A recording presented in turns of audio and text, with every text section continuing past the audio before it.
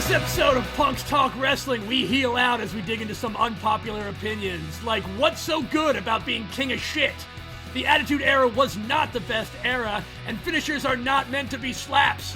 I am R.W. Hellborn, one half of your Punk's Talk Wrestling tag team hosts, hailing quote-unquote from Philly, and as always by my side, 3,500 miles away, he is my tag team podcast partner, the only man who misses the Bollywood boys more than me, the proper prick, CJ Newman! It's true though, I think they probably do. Anyway, did you know that John Cena was the first person, he's the first of many things, he was the first person to point at the WrestleMania sign. Oh shit! It was him. Did not know that. He started it. Started it all. First. Royal Rumble 2004. Not really. Okay, hey, you know the time and the place. Where was that Royal Rumble Wait, at? no, I might be wrong on that. Hold on. I'm wrong on the event, and you know what? I've lost the fact now, so fuck me. Jeez, man, that's... Uh-oh. I'm gonna get we're going to get grilled on that one if anybody's actually but listening. I can find... Shit.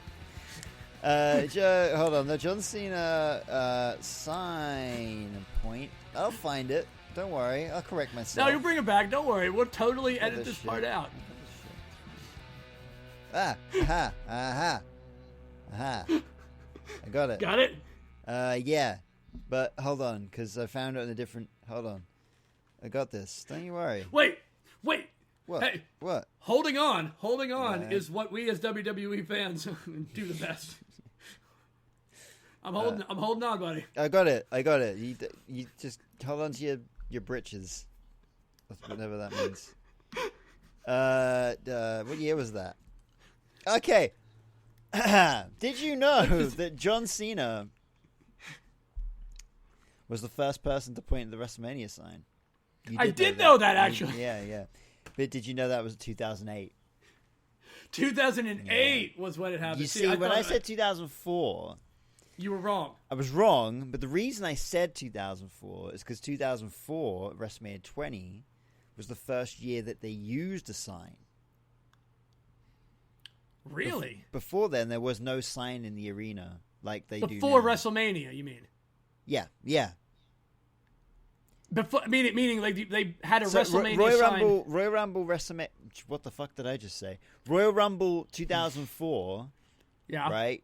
So Royal Rumble is when they put up the WrestleMania sign, isn't it? Every year. Usually, right? yes, because the winner points to Royal on the run up to WrestleMania, right? Yeah. 2004, Royal Rumble 2004 was the first year that they put up a WrestleMania sign.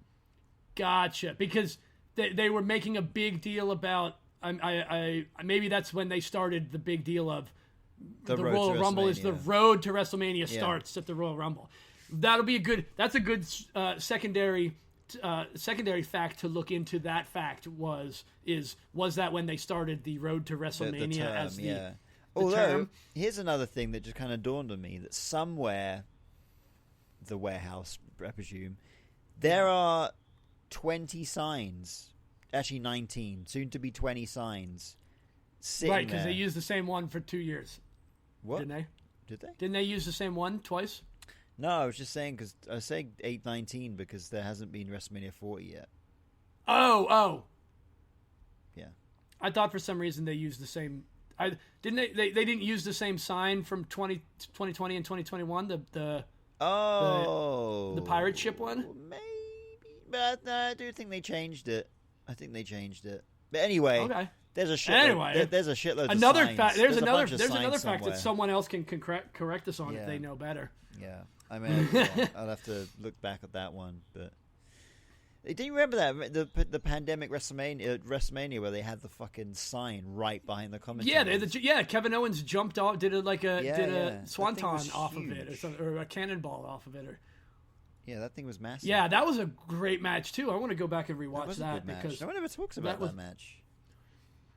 No one ever talks about about that WrestleMania. Apart from the Firefly Funhouse. Also the stupidly crazy long match between Orton and Edge. Remember that, where they went around the whole performance center? Oh yeah, they were truck. fighting on top of the tractor trailer at one point. Yeah, man, that would be a good one. We're definitely going to have a WrestleMania rewatch.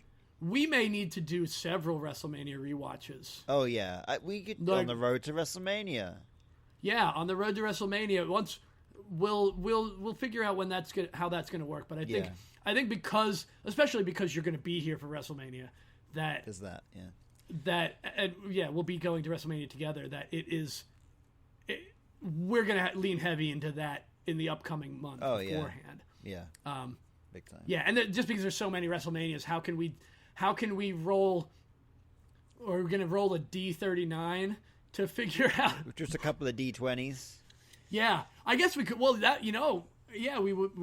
we could probably, but see, there's no way of getting a 1. I think we've got to set up. We're gonna have to think about this. We're gonna have to actually do some planning. Some long-term planning, maybe some long-term storytelling, even. On how to get to this. Something we obviously we lacked a little bit of today. Jesus Christ! But that's okay. Hey, some days some podcasts are the seat of your pants, and some are meticulously thought out beforehand. This is maybe not one of them. We've never done the latter. We've never done the yeah. I'm saying some podcasts, not ours. Yeah, not ours. But other podcasts might be put meticulously. If you want planning and like really well set, like scripted things, apart from the intro, because that's well scripted. Then is it? Well, is it? I think it's pretty good until I get involved. I think comparatively to everything else. Yeah. See, it's where you set your metric. It's what your comparison is. Yeah, that's right. It's what you're cooking with, right? But if you're just looking for two punks talking about wrestling, then you're in the right place. You're in the right place. Because that's what we do. Here we are. We just ramble on incessantly. Yeah. For our own amusement, mostly. I just hope hopefully you listen. Hopefully for the amusement. Just hope you're listening. Yeah. Possibly for the amusement of a select few. Yeah, I mean, at the very least, I'll listen to it sometime during the week because I love the sound. I don't even listen to it myself. Well, you edit it, so. Yeah, and barely, if that. I look for giant, gaps giant holes or we have, not to pull back the curtain, but we have had to take a 5-minute break to go to the bathroom because we're talking about wrestling for 3 hours straight. We can give a little peek into that. Yeah, Yeah. Did you know that we're human beings? I mean, did you know that we?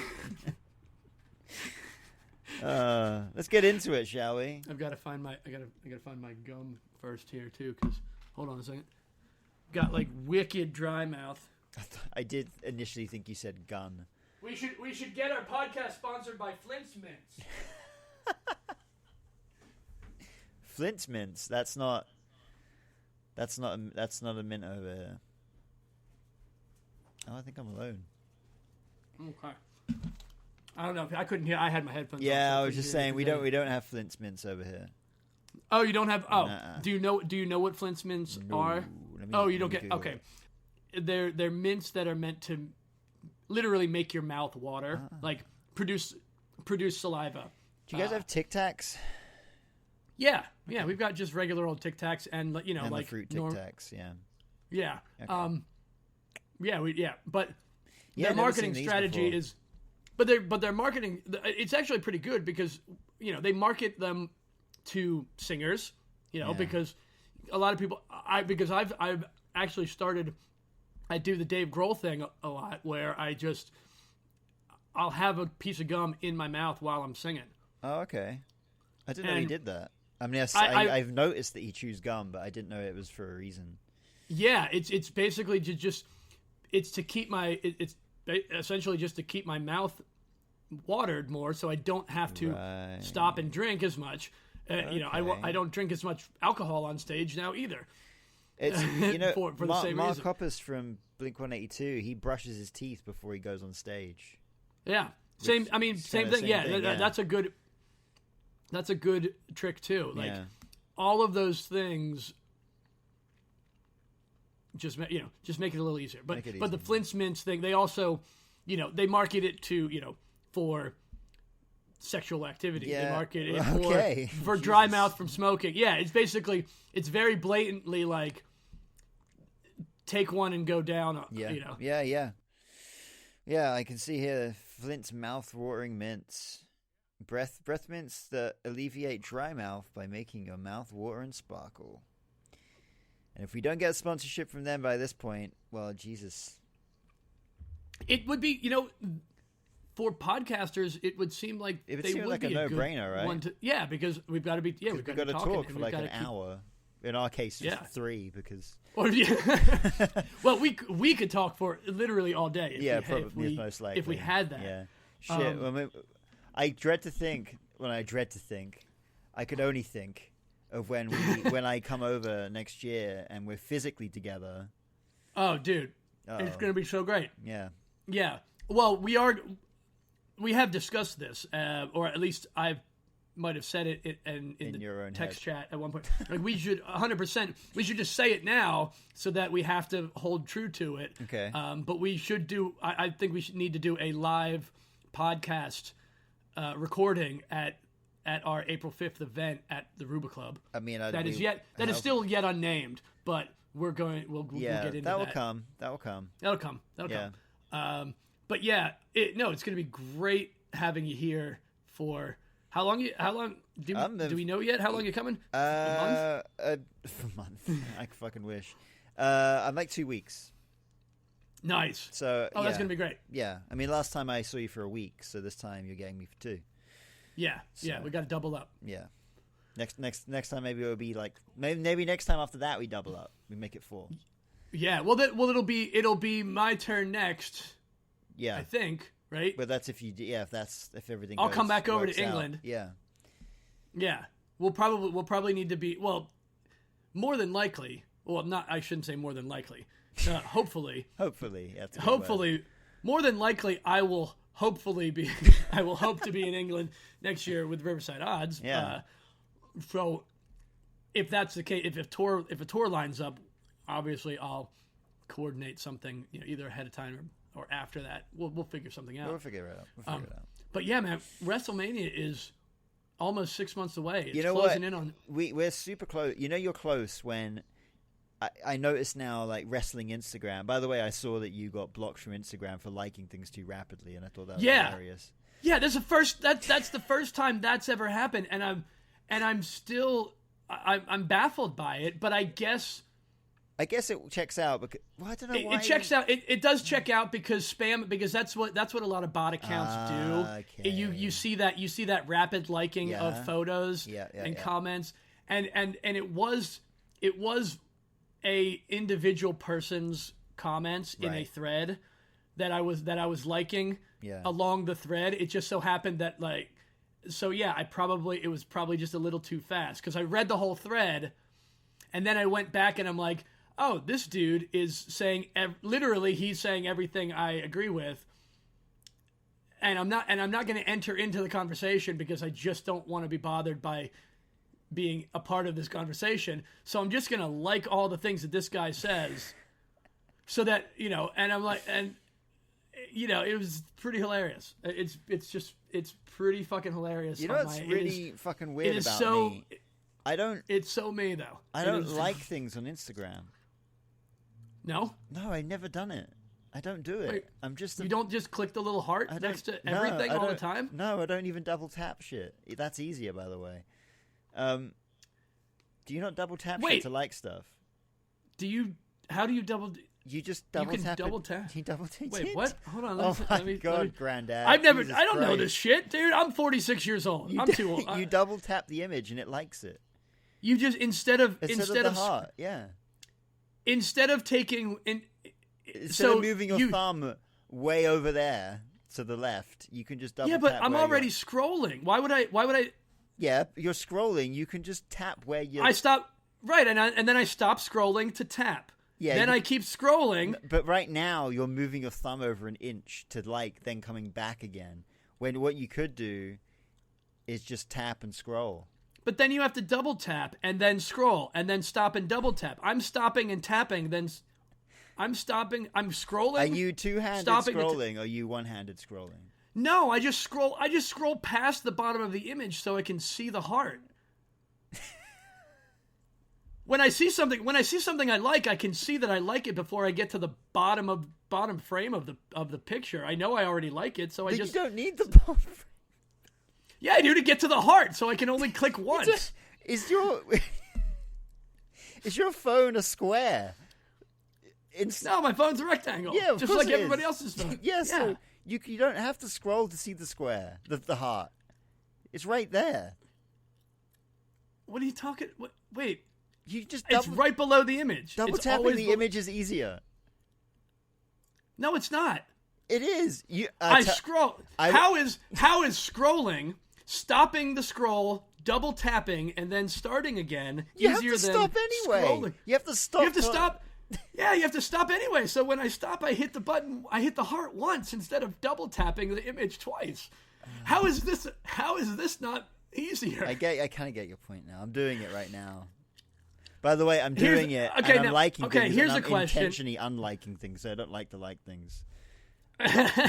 Okay, I'm trying to see if there's a reason where it's like, can I double tap things on the same screen? Like if you're on a person's individual page, you can't double tap the image there. When you tap, no, you have to. Yeah, it has to be on a feed. You can't double tap when it's like. I'm gonna make it. All right, we're gonna have to make a video. We're gonna make a video of how you scroll and double tap, and I'll make a video of how I scroll and single tap. Right.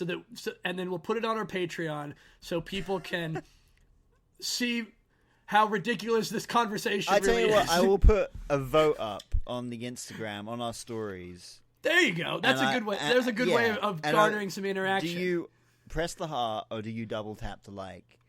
Or do you a weirdo do you scroll down far enough so that you can see the heart, so you only have to tap once? I don't know why I'm defending the double tap because I don't know why either of it. Well, it's because it's a controversial. It's one of these is an unpopular opinion. I think yeah, very good. Look at that. We're getting good at this. That. We're getting really good. We are. We're just. Well, see, we're waiting for the setup. We're holding on to it and waiting for the setup. This is exactly what this podcast is about. It's about opinions, some of which are unpopular. Now, neither one of these opinions could be an unpopular opinion. This could just be This could be why the hell are you guys wasting all this time talking about this? I was just more surprised that you didn't know you could double tap. I didn't because I never changed the way I did things. Like, and that's your problem, Ralph. maybe the problem is they might have introduced this as a feature for a specific reason that I just didn't need. Maybe or people didn't know that only about. had one hand. Could be. Well, but I'm not doing it with. I'm doing it with the single. I'm still doing it with the single finger. Okay. I can reach my when I stop. When I stop knowing that I'm going to reach my thumb over to the heart, and then once I pop. That's my point. You don't have to do any reaching. You can just do it from where your thumb already lies. Oh, so it's about being lazy. That's right. So it's you young kids. It's you young kids and your laziness. Yeah, we don't want to stretch. Who likes stretching? Yeah. Come back to me in another 10 years and tell me about stretching. No, I've done my back twice already at work. I know what stretching's all about. Yeah, this episode. This is phenomenal. Yeah, about unpopular opinions in professional wrestling, obviously, because that's what this podcast is about. Right. The main focus generally. of the main focus of this podcast episode is unpopular opinions. We might delve into other unpopular opinions in general. Yeah. That's kind of spliced in, but that's I mean, as anyone is aware, if you've listened to us, suffered through any of this at all, our tangents are many and often. Yeah, you just experienced one. Which we ended and then came back to, by the way. So, right. Yeah. Because also we love to we love to do we love to say things and then say it again. Yeah, they have to circle around twice. Or at least I do. Yeah. I should really have my notes up here. I got my notes. So I kind of like that we went into this today without much planning, and I've actually found that the more we're doing this podcast, we're the less I'm planning. The less we're planning. And I kind of like well, that. certainly the less I'm planning, and the more I've got relying notes. on. Don't get me wrong. I've got notes. I've got a few. Yeah, I've got a few. Like because I've got my unpopular opinions, but I don't know how we're going to do this. So I have zero notes about actual unpopular opinions. So that's where I'm at. Once again, you have? Yeah, yeah, but I have notes in my head. They're just not written down, and they're scrambled amongst all the other. What are notes your in my physical head. notes then? My physical notes are edits to the outro and an intro. Oh, and they're not the same, and they're not even in the right order. I have our intro at the end of my notes with the outro at the beginning of the notes. No, actually, that's not true. I have the word intro at the top of the notes, denoting that the intro goes first. Well, a little inside baseball, and that is not a British term, but I know what that means, so take that. Yeah. A little inside baseball is that I didn't know that was a term. You don't know that term? Well, I also don't know a lot about baseball. Oh, me neither, but I know inside baseball means like to pull the curtain back. That makes sense. Logically makes sense now that you explain it. Right. And I kind of figured that was just inferred but by that. A little inside baseball for the podcast is that we record the intro at the end of the podcast. I'm 100% editing this part out, though, so that they'll never know. except the people that subscribe to our Patreon that get the unedited version. See what terrible human beings we are. Which I still have to upload there. Yeah. All right. We'll get to it. We'll get to it. As soon as we hear someone actually say, "Hey, when are you doing that?" Yeah. Yeah. If someone in any of the comments says, "When are you actually going to do it?" I'll be like, "Well, shit. Now that you've called me out." Yeah. We're essentially holding them hostage at this point. Sure. We're just waiting for someone to ask for it. Like we'll give it to you as soon as you actually want it. Hey, you don't ask, you don't get, right? Right. Yeah. You want as someone once said, if you want the sandwich, you got to ask for the sandwich. Yeah.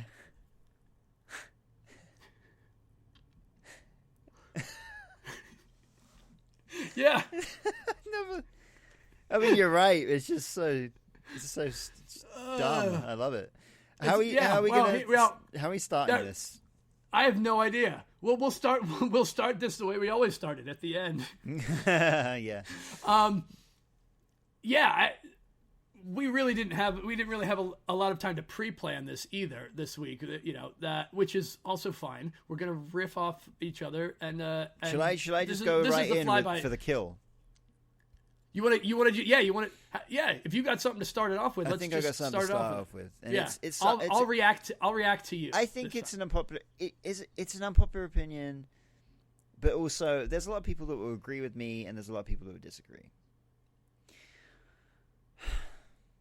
And all right, are we talking? So for this one's not really WWE centric. This is more wrestling. Is it just professional wrestling? Okay.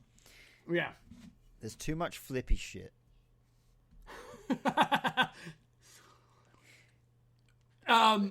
Would you agree? Well, the problem with me agreeing the problem is I can't agree with you because I just don't watch that. Like me neither. But in WWE, there's not as much high flyer. Like so here we go. I got this all planned. Let's give an example. Give me your examples. Give me your examples. I've had this argument with many people, so I can start having it with myself right now. Here we go. Yeah.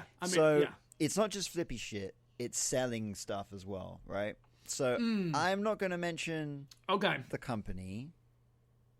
But you can probably guess which one it was. Sure. And so last week I saw a clip, and it was we all know the Canadian Destroyer, right? Everyone knows that move at this point. We certainly do. Right. And it's awesome. It's a great move. Now, I don't know who the two guys were, but there were two guys, and one did a Canadian Destroyer. Canadian Destroyer, the guy that received it, hit his head, bounced up, landed on his feet, then gave the other guy a Canadian Destroyer. Then the guy that got hit with it bounced off his head, flipped up, and they did 5 Canadian Destroyers, one after another, to each other until they both laid each other out. Okay, now that you've explained it, yes, That I am not a fan of. I do not like that at all. Because the moves, the high, like when you say flippy shit, my first thing that I think of is just lots of high spots and right. Like, well, that's kind of what I mean. Shit, because I'm used to the Braun Strowman calling out Ricochet on his flippy floppy stuff. That's what I think of as like overly high flyers. That's what they do. Right. Whereas, but that's a difference because it doesn't matter. That doesn't matter what the move is. It'd be the same if it's just super kick after super kick. Yeah. It's the same as if you're just going from pile I think my issue is the more overselling, the no selling of a move. So here's the deal. Here's the deal. So we've got. So this is what I always say. Move. I really, and this is, I know people hate it when people praise the WWE, right? That don't like it, but I'm gonna. Here's the deal. Yeah, anti-WWE fans. Yeah, but here's the deal. There's a distinction. There's a very big distinction. I freaking love the way the WWE paces a match. It is perfect. You know what they do? So you have a slow build, and it might be slow for a while. It builds up to a spot, right? A big spot in a match, right? So some kind of crazy, I don't know, like that weird superplex that Kevin Owens does, where he like does it off the second rope and twists or whatever, right? Yeah. Say that, right? That's like a good early match kind of spot, and he'll do that, and signature move. Signature moves to, let's say. Again, that's why they use words for a reason, right? So he lands that move. Now he'll land it. He's the one that did the move, but for a bit there'll be a pause. And the crowd, like it actually hurt. Yeah, right. To sell the move, which is right? So that's the shit. Now now you've dug into the minutia of what it is that bothers me about that. It's right.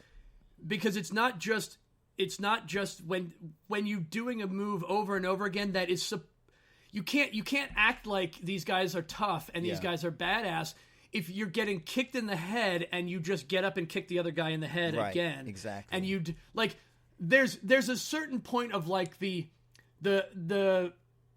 lights out, you're like punching in the dark kind of thing, and you're reacting like lights are on but nobody's home. There's ways to do it. There's ways to do that, but if you're just going back and forth, that's a move that you can't just get right back up from that. No, exactly. without completely eliminating the point of that move, and then the entire thing becomes unimportant. Right.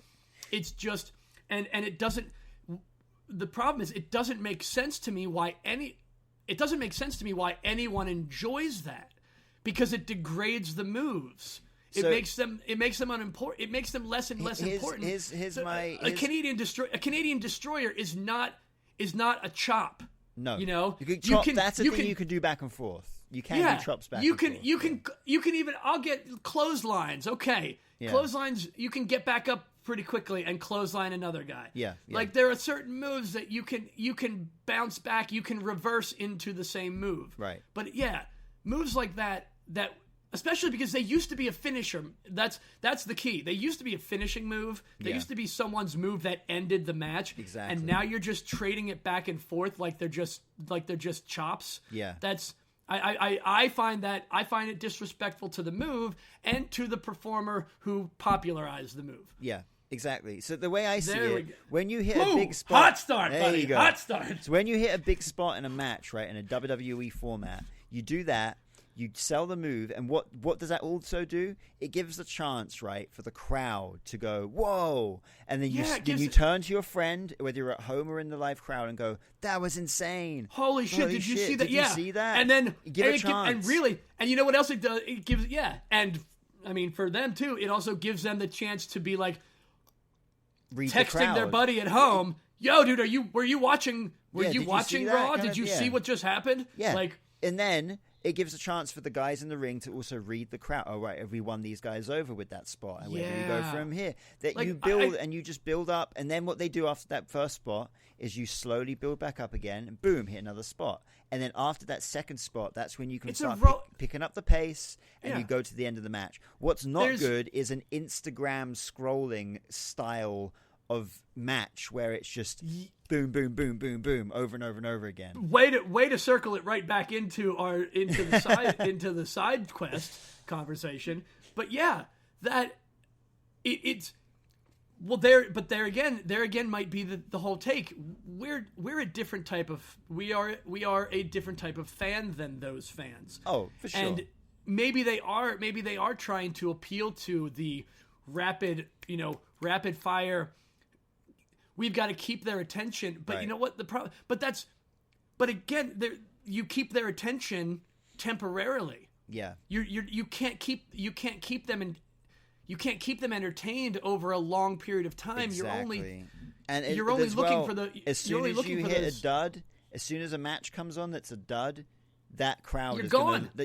You're lost them. You've lost them. Yeah, and so and knowing that there's pacing in WWE, knowing that their matches are mini roller coasters, just like the show program itself is a mini roller coaster. Exactly. There's anyone who has worked in design, anyone who has put together a portfolio of work to promote yourselves understands how a portfolio works, and every show should be a portfolio. You have a hot start. You put your best stuff up front. Yeah. You put your second best work at the end, and you put your third best in the middle. Right. And then in between, you fill it full of different things. Yeah. To show all of the other stuff. Exactly. In smaller doses, because those people are looking, because those people don't know what they want yet, or aren't at that point yet. It's some things. Some people are just the filler, like it's just how it is, because that's not the main. It's not the main story right now, Yeah. and with other people who want everything to be the main event, every single moment is the moment.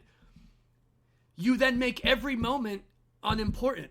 There's no moment and that's why I can't watch AEW. It's because nothing actually feels. I watched it. I tried for so long. They lost me in the beginning. I tried. I went to live shows. I went to the show at Wembley Stadium. I really did try, and I know that I have the authority to say from my perspective.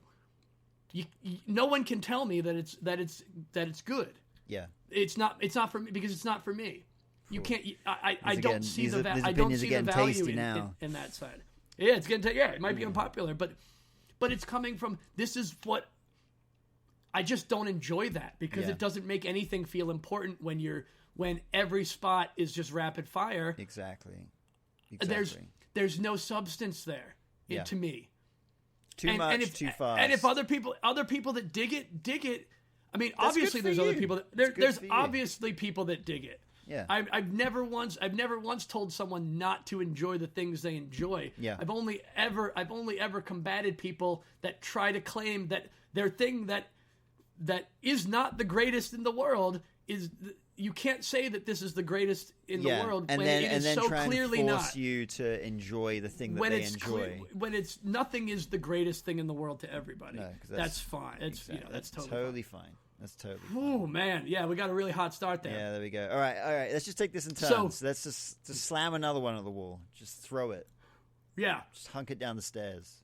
What's your next one? I thought you were gonna. I thought you were gonna call him out. I was asking you to. Well, you've got some too, I'm sure.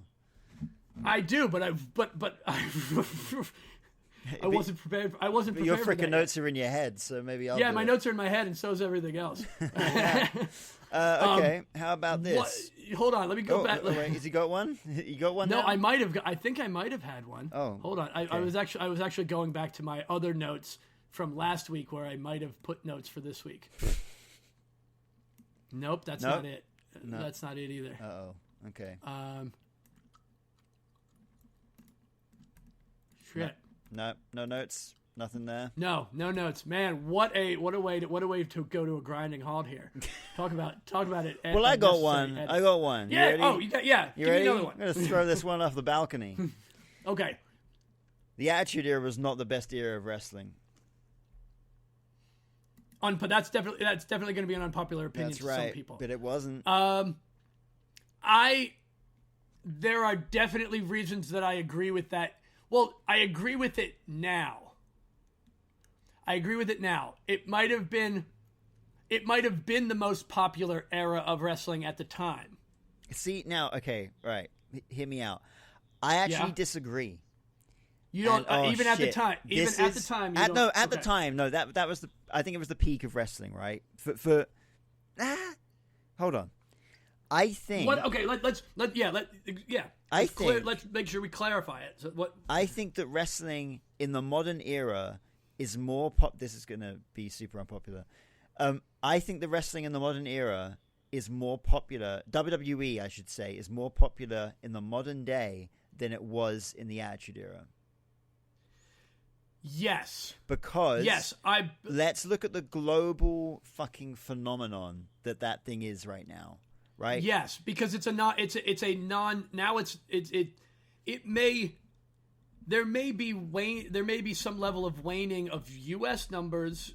I don't know. I don't look at any of those statistics either. So here's the deal. I think people the global obsess so much, right? So we all go like, oh, the Rock of Mankind, This Is Your Life thing, that segment got like 8.5 million views or whatever, or 11.5 million views, whatever it was, right? Great. That's not a metric of how you measure things in the modern day. Like, true. Well, there you go. That's another part. For example, like The Rock came back on SmackDown. Oh, Jesus Christ, have you seen SmackDown? Oh, I have. Yeah. Oh, yeah. Jesus Christ. I thought I just majorly spoiled something for you then. No. I usually I always get to SmackDown before the weekend. Usually before the weekend's over. So The Rock I'm came back last week, right? Now I'm sure I don't know the viewership for SmackDown, but all I do know is that the general viewership for SmackDown every week in the States is around the 2 to 2.5 million mark, right? Okay. But WWE put a graphic up last week or on the weekend or whatever. This is like 3 days after the fact that The Rock's return had like, I don't know, 15 million online impressions, like 15 million people had watched that return. That's what I am talking about. That's getting more eyes on it than anything did in the Attitude Era. There's a different way to take in this medium now, and it's not just live, watching it live. Plus, yes, that is one part of it. That is one part of it. That is definitely still a very large part of it, because yes, you need the sold out arenas to make it look cool, just like any sporting event. Yeah, there are benefits. But they've always been good at differentiating the content that they give to different platforms. Yeah, too. They're not trying like. You get a different experience when you're live than watching at home, and you get different experiences watching content broken up on social media. Yeah. You get unique content like what we talked about midweek when we were talking about Damian Priest and the contract, and we were we weren't even aware that there was a WWE exclusive video where they showed him. Oh my God! Sorry, I would just cut you off because I just found the graphic that I was talking about. Okay, yeah. Well, that's okay. What did I say? I said 15 million views on social media, right? 15 million impressions, yeah, or something. I was wrong. It was oh my God, 103 million social views. 103 million social views for The Rock's return. Yeah, been viewed 103 million times. And they're smart. And they're smart to. They're smart to combine all of those things into one. Yeah, because you totally can. Because different fans are engaging with it differently. Different ways. Yeah, it's not just about the television ratings anymore. Right. It just isn't. Yeah. And I think to Jesus Christ, bringing up AEW again, but when they first started, we can bring it up. We often say we don't watch it. We don't watch it. I think a big thing that they should not have done when they first started was go on a lot about ratings. In fact, Chris Jericho gave himself... back to Unpopular Opinion. Yeah, Chris Jericho gave himself a nickname of the Demo King or whatever it was. Demo God, that's it. Because he was because their demo was big, or their whatever their 18 to 34 demographic, the demographic, whatever, was so big that he was calling himself the demo god. Like, who gives a fuck? The demos and ratings do not matter anymore. If you want to make an impression, you need to be doing it in the modern day. Let's pump the brakes just a little bit here, buddy. let's just ease up a little bit. Oh. Now, that was Jericho using that for himself, as part of his character to get himself over. You're right. In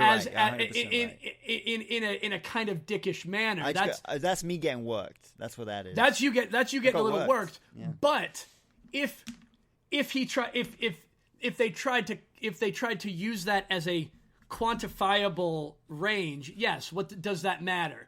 Who cares about that metric? Right. That's where, because when this just comes down to lots of statistics. You can, we mentioned inflated, the potential to inflate numbers for this or that. The difference between in attendance and pay ticket sales. Yeah. There's all sorts of ways, because the way you say things and the things you say and the way you say them matter. When you focus on one specific thing, you can make your story however you want, and if it's part of your gimmick, cool, but that's fine. You get it. If you're trying to rate that as quantifiable in the real world as something, it loses credibility, because that thing you're saying you're the best at, if nobody cares about that metric, then it doesn't matter. King of the shit is still king of shit. Like, you could put the crown on your head, but you're sitting on a pile of shit. No, you got shit on your head. Yeah, you've got shit on your head. Like, what's that metric? You've got to make sure that the metric you're basing yourself on actually has value. Or in the scheme of things, that's yeah, king of the shit. Put that on a T-shirt. Yeah, so, we can sell that out. Sell that. Yeah. Hey man, hot takes and unpopular opinions. Well, here you go. I got so many. See, this is where I think we're leading. You just gotta lean in. You give me your hot take, and I'll just go off. Yeah, you go off the fucking rails. Because some of my takes are more. These are general takes on. We've got some the unpopular opinions on certain wrestling fanaticisms, and we've all got our preferences, and that's just how it is. Well, I got another one. It kind of relates to the Chris Jericho thing in a way. Okay. But again, it's a general wrestling thing, but it's fans that forget that they're not meant to like things that heels do.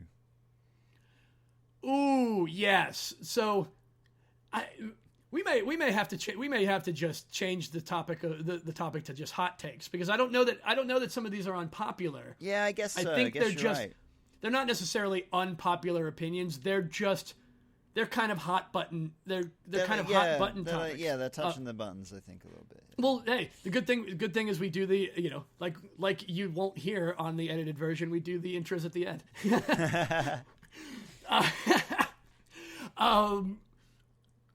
Yeah, there are some people that really get worked up when a heel is a heel. When a heel's a heel, and it's like, or they don't realize the level of heel that they're doing. Like, there's, for instance, Roman Reigns having the title and not being on TV. That is part of the heel. Yeah. That is part of the heel. You're mad. You're angry about it, and you're talking about it. Exactly. That's part of. That's so part when of you being see him next, you're going to boo. It's part of. You're going to boo him more. Yes, we know that. I mean, WWE has known that people are going to boo Roman Reigns since they, the whole forcing him as a face. Yeah. Was, I don't know how long you can go back and try to figure out how long that was worked into it, but they knew that he got a reaction, and also he needed some time off. Here's the unpopular part, or the hot take part of it, is that bloodline angle. People were talking about how they're starting to get worn out on the bloodline, worn out on this. So we stopped. So they stopped it, and now you're mad. And now you're mad that he's not there. Yeah. And now you're mad about this. And it's like you can't be. Those are here. My hot take. My side hot take is those are the people that just can't be happy with any of it. It's like, true. They're just not happy with it at all. So don't. But if you're not unhappy with it and you're still watching it, that's sort of akin to that. That's a cousin of the I'm mad that heel is doing heel things. Is the I don't like what I'm watching, but I'm going to keep watching it so I can tell you how much I don't like watching it. Right, exactly, yeah. It's like when a heel does stuff. I don't like AEW, so I don't watch AEW. Right. And I tell you that. But the things that I do see, I'm going to talk about it. Yeah. And because it's pertinent to every time I tune in, I'm like, oh right, I remind myself why I don't like this. It's not. I'm not telling other people not to like it. I'm just saying every time I tune in, every time I tune in, every time I try, I'm like, nah, still not for me. Yeah. Still not for me. Yeah. It's good to dip in every now and then, dip your toe in, go, hey, what's going on here? You know, you just go give it a go every so often. I do that, and then I realize I'm hopeful because I love Chris Jericho. I love everything that Chris Jericho has done in WWE. Uh-huh. I liked Brian Danielson. There are so many people that Cesaro were in WWE. Cesaro. Yeah. Claudio Castagnoli. Let's hot take. That's why would you go like Cesaro is kind of easy. Like people would complain about WWE's names a lot. Well, because I think that was his name before he came to WWE. Sure, but he could have gone. But he could have just changed it. Again. He could have just changed it to anything that was just easier. Yeah. Like Claudio Castagnoli is not easy to say. It does not roll off the tongue. There's a lot of syllables in there. Yeah. There's a reason why WWE shortened everybody's names for a while. Do you remember when he used to be called Antonio Cesaro? Yeah, he was Antonio Cesaro, and then they shortened it to Cesaro because it fits better on a T-shirt. And everyone got mad at that, and then everyone forgot. And then everybody forgot because they switched their anger to something else they were angry about that day. Yeah, pretty much.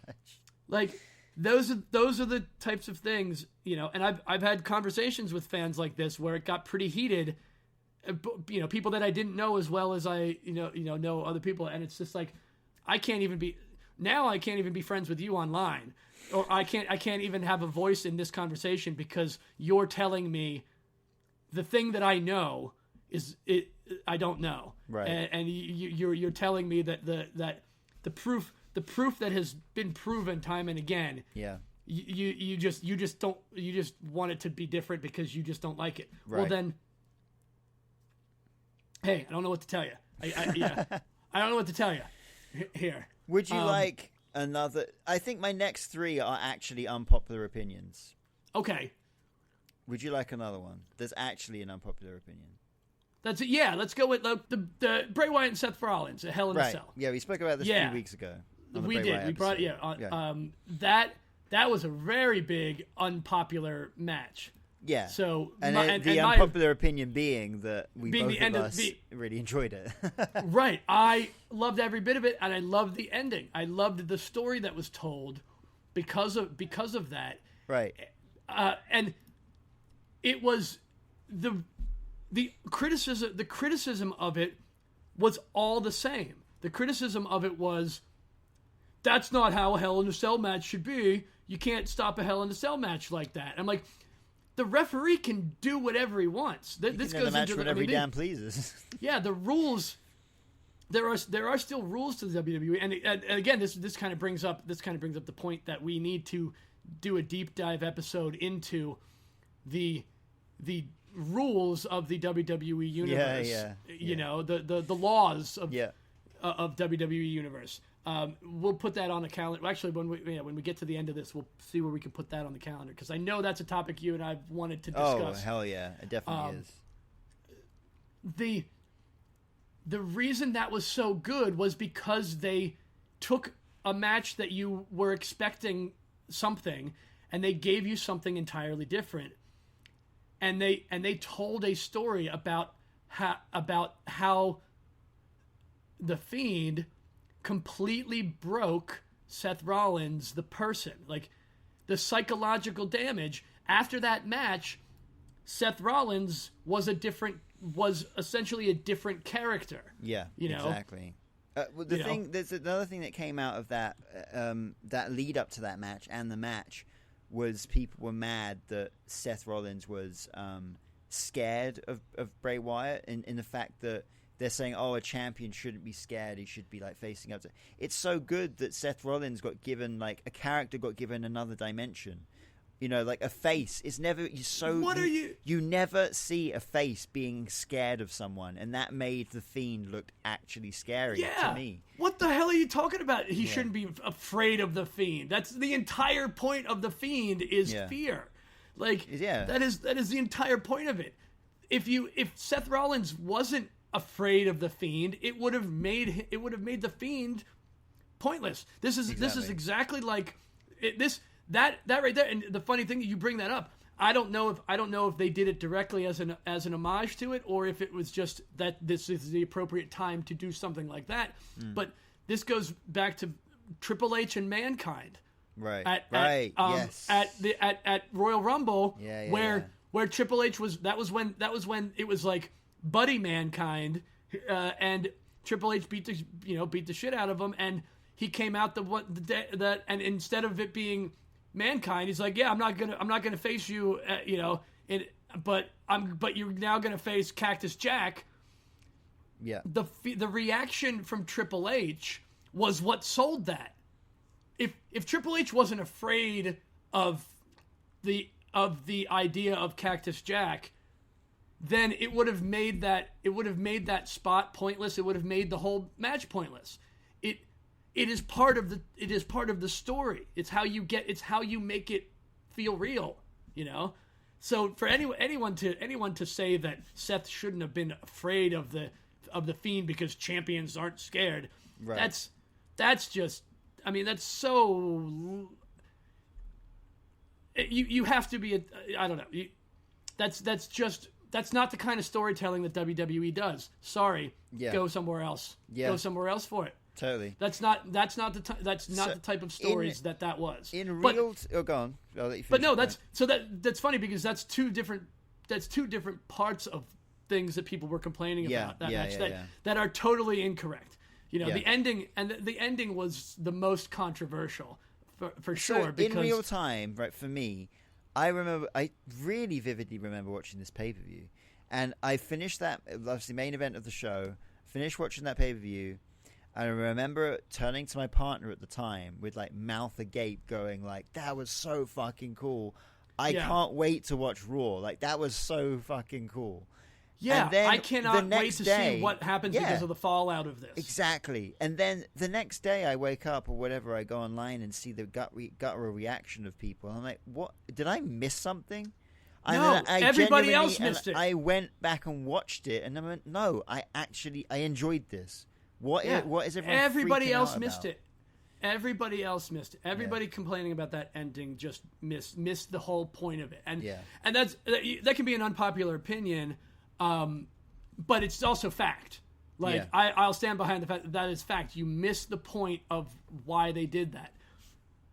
You don't have to if you don't like it. If you don't like that they did it, you can not like it. But to say that it was pointless, or to say that that was intelligent storytelling. That was grade A. Like it was deeper than the rules. It broke the Fiend. The Fiend was a character that broke parts of the WWE universe along the way. Like his presence there caused unnatural disturbance in how everything was. That was such a deeper level that character, and it was, you know, one of the things that for as much love as everybody gave him, the fans, some of those fans just really missed how deep that character changed things. Oh, big time.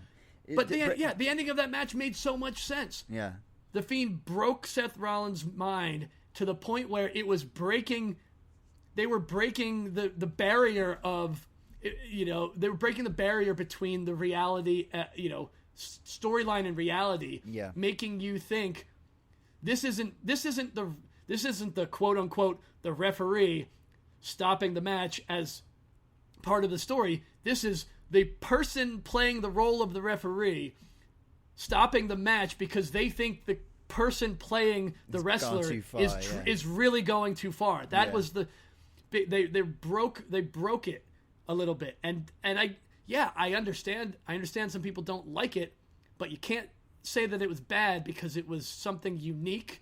Like, well, you can't say just because it's unique it's good, but they took such a risk doing it that I guess in a way the backlash of it from people that didn't get it is worth it. Was worth the payout for the people that do. Yeah, totally. And it gave us the Monday Night Messiah, which was so much fun, and yeah, man, I loved that whole storyline, and then eventually that turned Seth into what we know today. So if it wasn't for that initial heel turn after that Bray Wyatt feud, we might not have the version we have of Seth now, to be honest. So. Yeah, which is amazing. Yeah, which is like the premium version of Seth Rollins, if you ask me right now. I don't think it's an unpopular opinion that Seth Rollins has unequivocally advanced and evolved. Yeah, he is, because that's what you get over time. That's what you get with pushing boundaries and seeing what works. It's so great to see, actually, with both Reigns and Seth. They've kind of, at the same point in their careers, have found the thing that works for them around the same time. So that's quite cool, it's great, and it's great to keep them separate. It's great that they've been separate for so long. I don't know that. Well, I know that we'll get a Shield reunion. We all know that we'll get a Shield reunion. Oh, yeah, we all know that Moxley will be back in WWE as Dean Ambrose at some point. At some point, yeah. We also know, not to touch on current events. We'll touch on current events. Actually, yes, because it's also an unpopular opinion. Because we just, at the time we were recording this, we heard of some of the cuts that were, the WWE cuts. Just came right before. You texted some, and there's some of them. I was pretty shocked.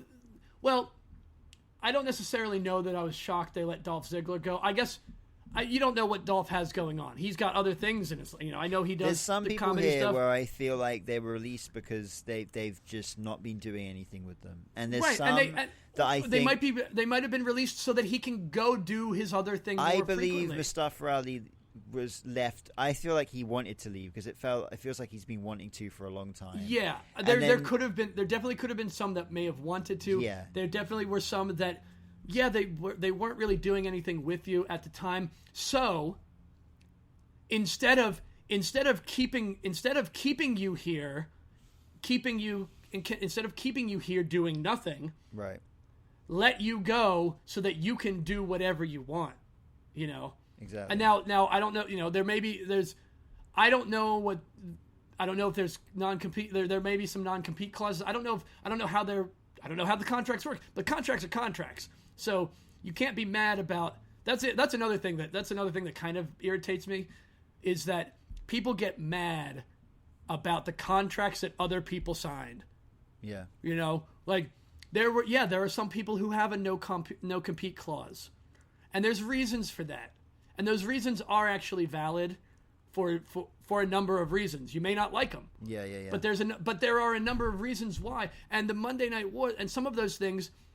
You can see there are reasons why there are protections for certain things. Oh yeah. It's not just a protection for the company. It's a protection for the individual too. Right. There are reasons. There can be reasons. Certainly there could be situations where it's not very beneficial. Yeah. Certainly there can be people that are not happy with, and there's definitely people that are not happy with the contracts that they've signed after the fact. Yeah. That always happens in all, talk to any musician that has signed a record contract if right, exactly. if they're truly satisfied with what they signed. But that's also there's a part of the business that is just business. Here's the deal. A business that has to make profit. In order to get, you think about it, in order to be comfortable, you sign a contract with a big company like that, you might be giving up a lot of stuff, but in order to get those perks,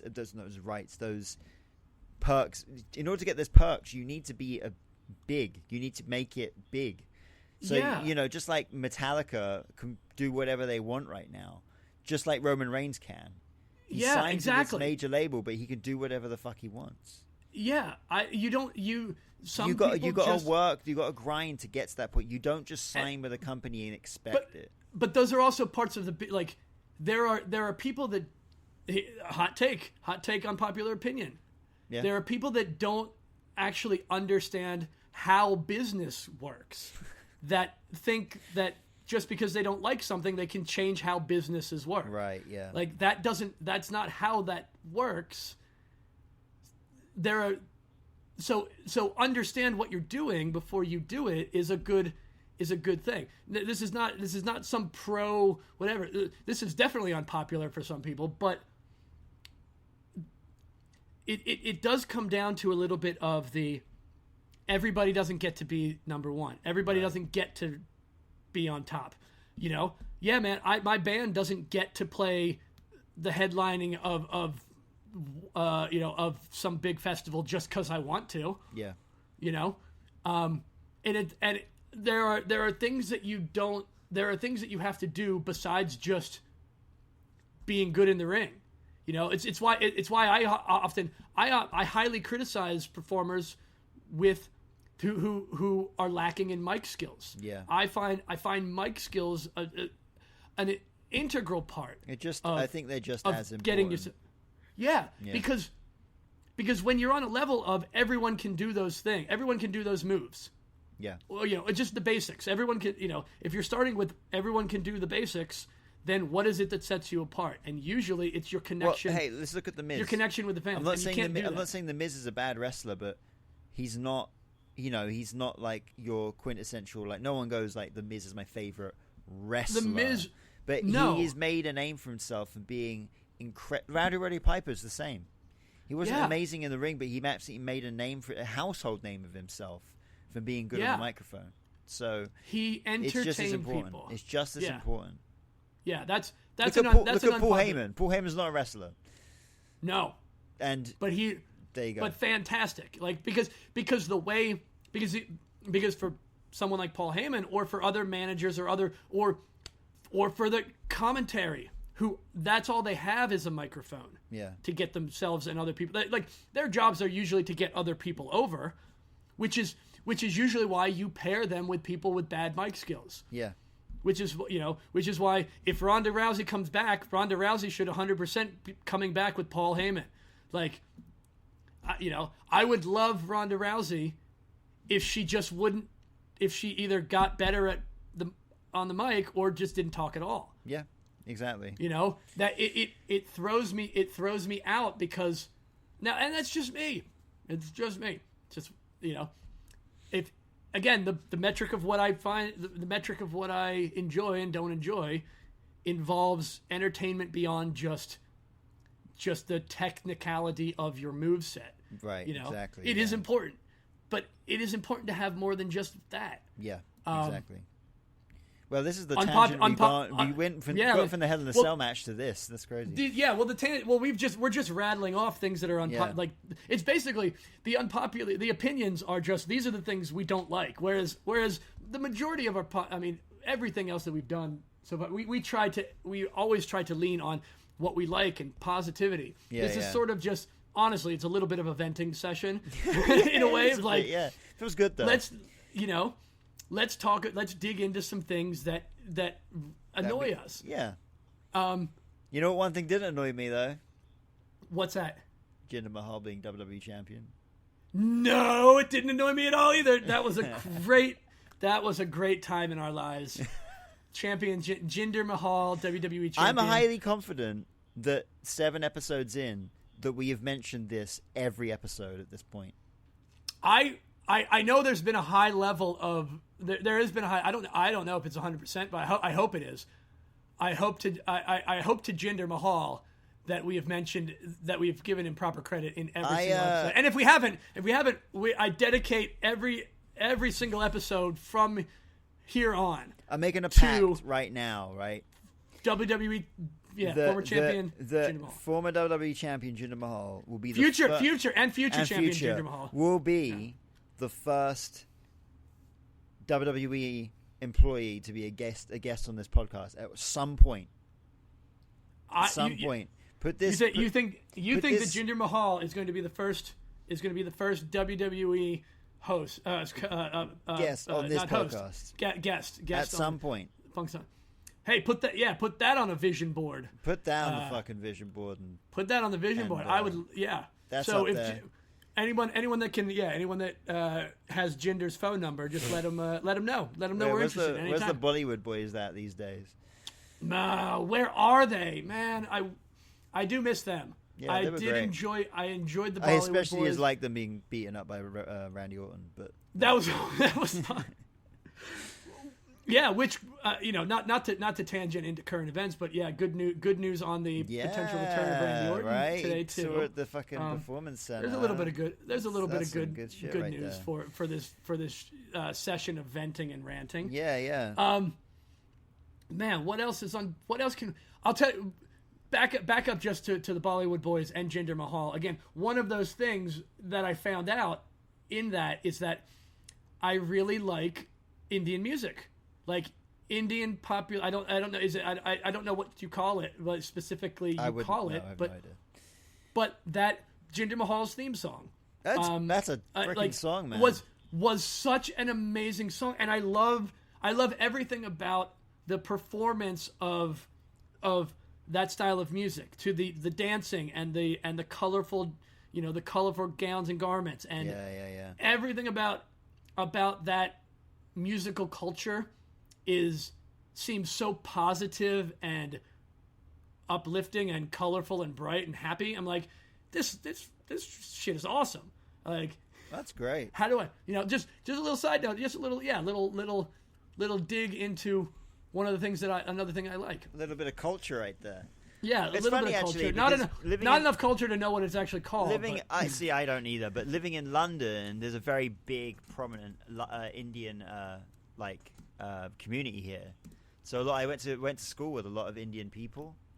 And I actually been to a lot of Indian weddings as a kid as well. So. I guess it is just. I mean, I just looked it up. It's according to the internet, it's just called Indian music. So I'm not being vague or like unintelligent with that. It's just Indian music. It's classical Indian music. It makes sense. It's from India and it's music. Yeah. So, but there's classical Indian music. There's Indian chill music. There's extreme Indian music. There's so it seems like there's a whole there's multiple genres just like there are anywhere. But yeah, I love it. I love it all, man.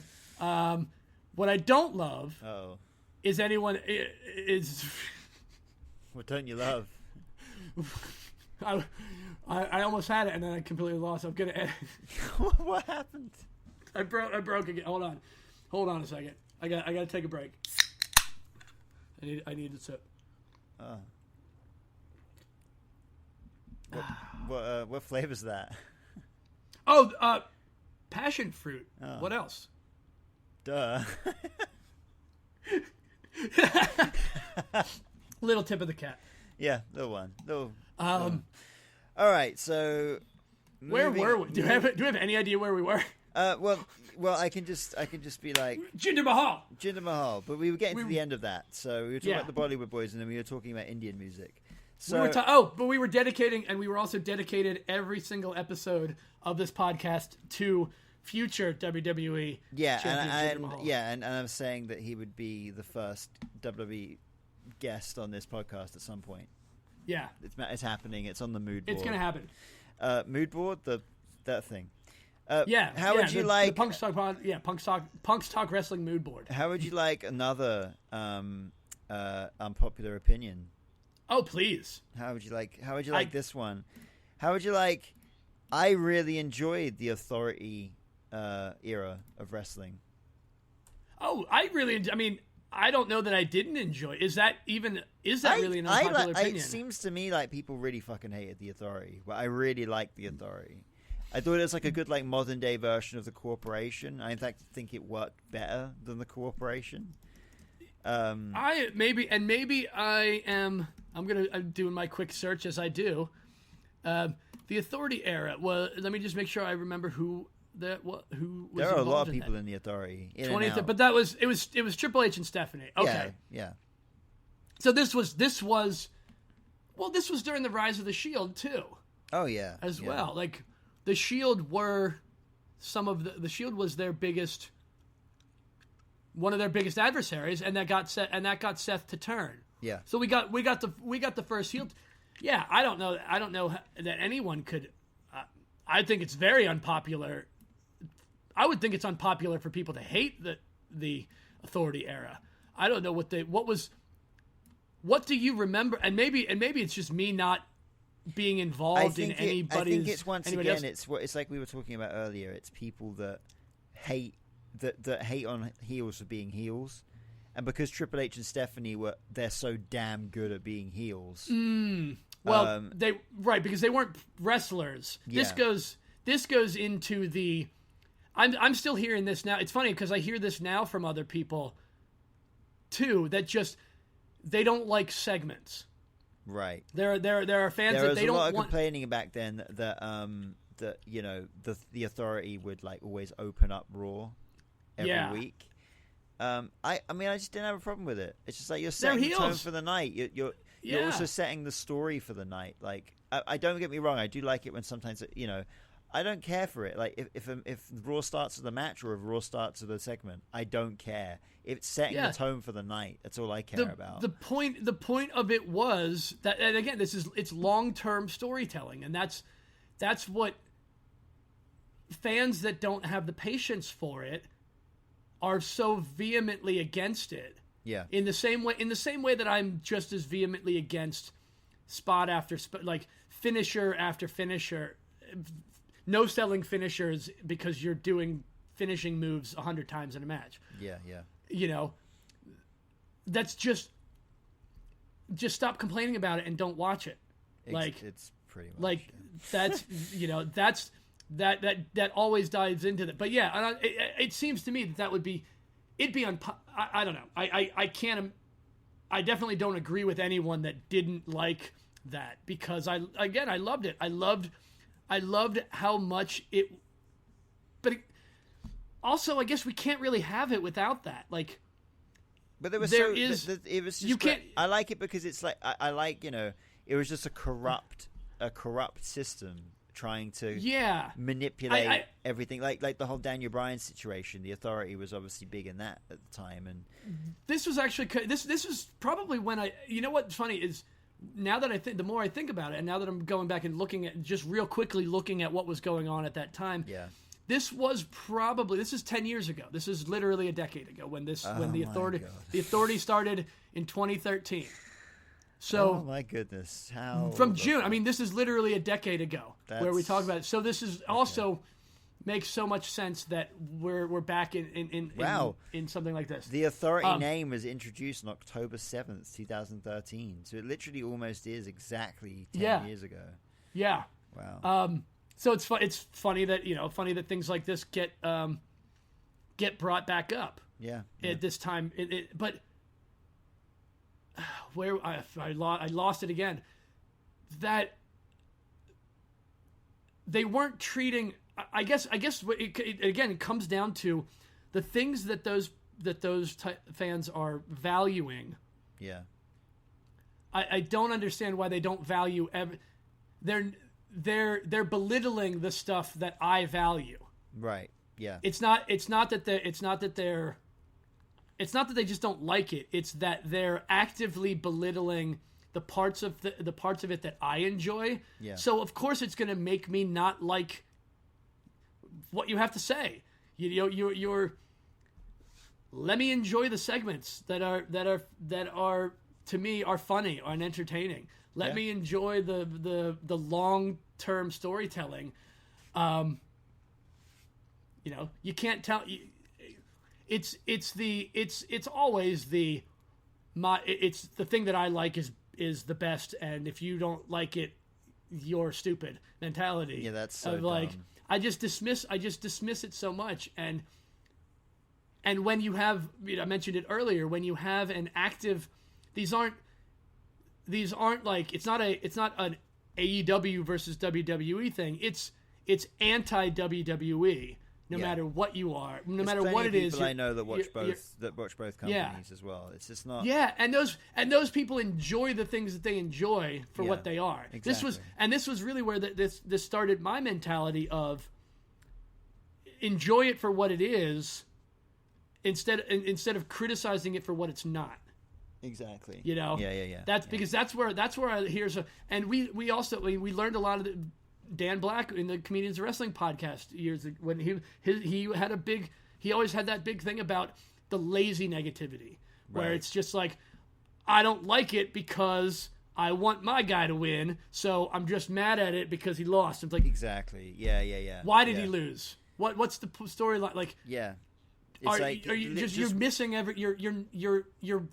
you're not allowing yourself to enjoy any of it. It's like the people that recently freaked out because Cody Rhodes didn't win the WWE Championship at WrestleMania. It's like, no, God there's a story that's being told here, and it's they made the right decision. Give it some fucking time. Yeah, literally, exactly. just sit the fuck down and just wait. Yeah, just wait a minute.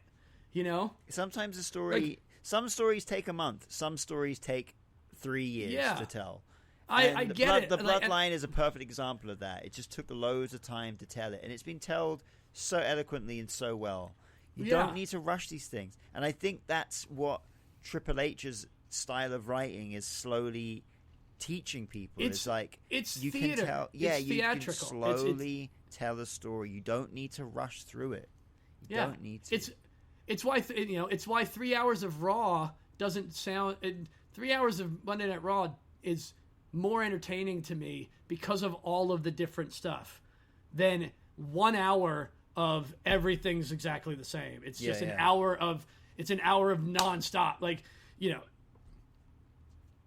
it's I just don't get it. I don't get it. I don't get it. It might be unpopular to say it, but I just don't get it. Nope, and I never will. And I don't have to, because this is our podcast. We don't have to get it. We don't have to like it. Yeah, we can say what we want, what we want. It's our podcast.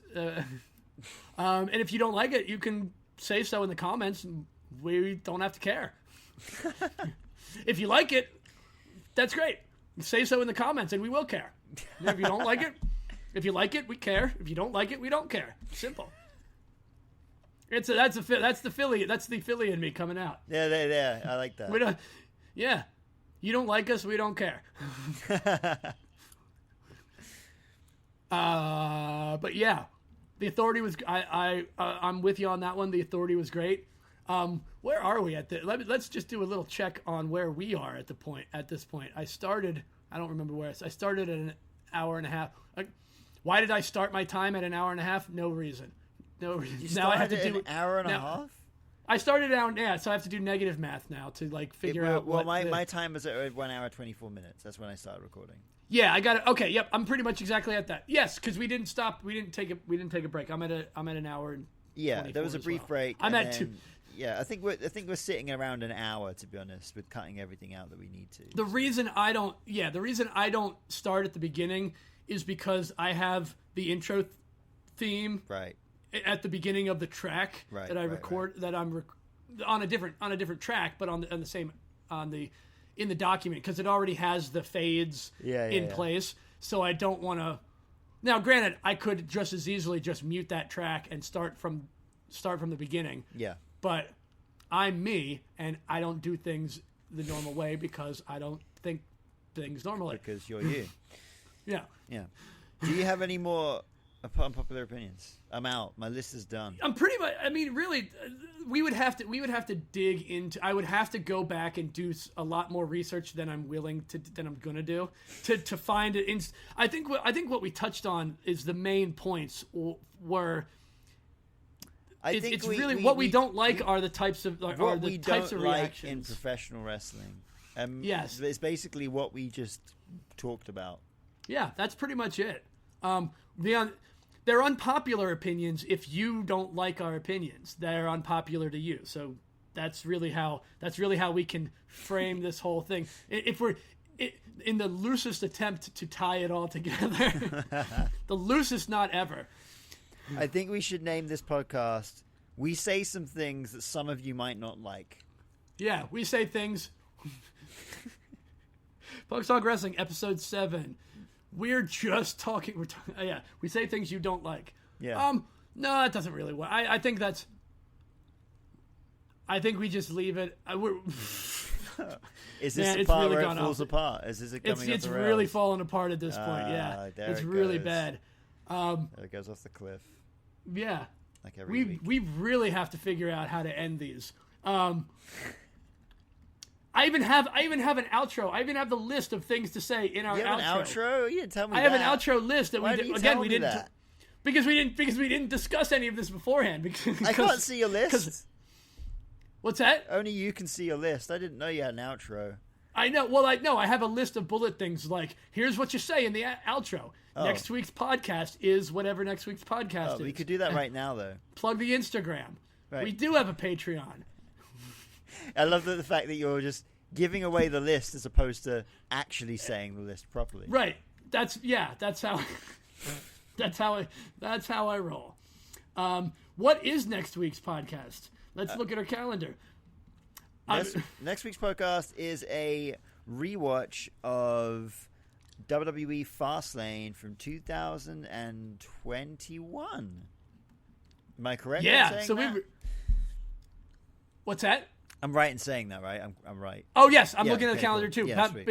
Fastlane 2021 rewatch. We had determined that by our dice roll. That's right. From the last from whatever the episode was that we did the dice roll on. Yeah. Pretty sure it was last week. Was it last week? Yeah. Can't tell. Hey, whoever listened to the podcast, tell us if we talked about it last week. What other things have you got on your outro? Plug the Instagram. Plug the Instagram. Plug the Instagram at Punks Talk Wrestling on Instagram. Yeah. That's once again, we do have a Patreon. It's called Punks Talk Wrestling on Patreon. You can find us everywhere. If you just type in Punks Talk Wrestling with We're kind of lucky, all really. in one, with no spaces, right? Or do we have under? Let me look up Punks Talk Wrestling. We're not an underscore kind of crew. We are a no space kind of. Look at that! If I search Punks Talk Wrestling in Google, we are Punks Talk Wrestling. We are the first. We're the first thing that comes up. Yeah, we are the first thing, and then Amazon Music has us. We're on Amazon Music. I guess we are. I guess we got distributed. For the podcast must be, yeah. I guess yeah. Look at that. We're also on Amazon Music. We're also on Amazon Music for people that listen to podcasts on Amazon. If you're already listening to this, you know that. Yeah, on Amazon. But we're also This on is probably Spotify. something for us to promote on Instagram, where we tell people we're also on It's Amazon. funny. You also search Punk Talk Wrestling. You just get a load of we just get a load of CM Punk shit, promos. which is goddamn terrible for us. Like, I mean, well, for me, because I vehemently do not like CM Punk. Oh man, that's a whole other kettle of fish. What would you do if he comes back to the WWE? I don't know yet. I really don't. That is a thing that I have thought about. I will probably just change my mind. I'll just change my mind and like it if I want to. That's the beauty of being a human being, with rights. Yeah, you know what? I'll talk all the shit I want and then change my mind later, and I may not even redact it. I'll just be like, that's how I felt at the time. I feel different now. If I change my mind. If I don't change my mind, I'll be like, Ross told you, I'm not going to change my mind. Either way, I'm still right.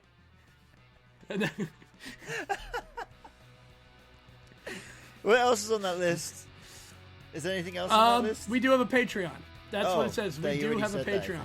Yes, where we will be uploading unedited episodes as soon as someone comments on any of our social media. When are you going to upload the unedited episodes? To you, but until then, but we literally will not do it until someone by us specifically asks for it verbatim. Yeah. When are you going to upload the unedited episodes to Patreon? That's what you have to say. word for word. Otherwise, if you don't, otherwise nothing. Good punctuation as well. Yeah, with proper punctuation. And I won't even tell you where to put the punctuation. Yeah, you're gonna have to decide that for yourself. Yeah, and if you get it wrong, I'll criticize you on it. Yeah, exactly. Even if I'm wrong, I'll still criticize you. Are we done? I think we're done. Okay. Oh man. What a good ending. Oh man, I love it. I love you, brother. This is so great. It's this great. is so much fun. It's a lot of fucking fun.